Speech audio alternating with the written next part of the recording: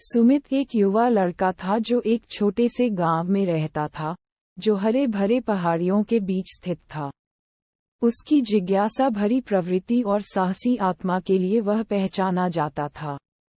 एक दिन, अपने गांव के पास के जंगल में खोजते समय, सुमित ने एक प्राचीन मानचित्र को एक पुराने पेड़ के खोखले में छिपा हुआ पाया। के निर्देशों का पालन करने का निर्णय किया, जो उसे जंगल के दिल में गहराई में ले गया। रास्ते में, उसने विभिन्न चुनौतियों का सामना किया, जैसे खतरनाक नदियों को पार करना और घने जंगल में भटकना। लेकिन सुमित उसे मानचित्र में छिपे रहस्यों को उजागर करने का संकल्प लेकर था। अंततः, कुछ दिनों की यात्रा के बाद, सुमित एक खुले मैदान में पहुंचा, जहां उसने एक छुपी हुई गुफा के मुंह को पाया।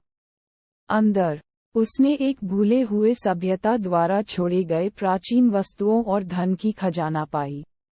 उन अवशेषों में, उसने जटिल प्रतीकों से सजे एक रहस्यमय गले को पाया।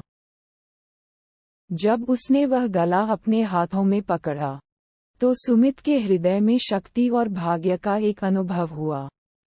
उसने समझा कि मानचित्र ने उसे अपने सच्चे ध्येय के लिए ले आया, जंगल और उसके रहस्यों के रक्षक बनने के लिए।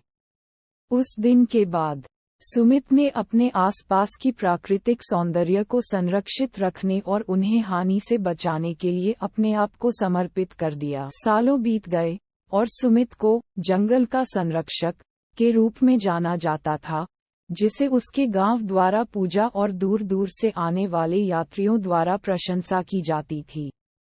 उसका साहस, ज्ञान और दया दूसरों को प्रेरित करता था कि वे प्रकृति की अद्भुतता को महत्व दें और उनका सम्मान करें।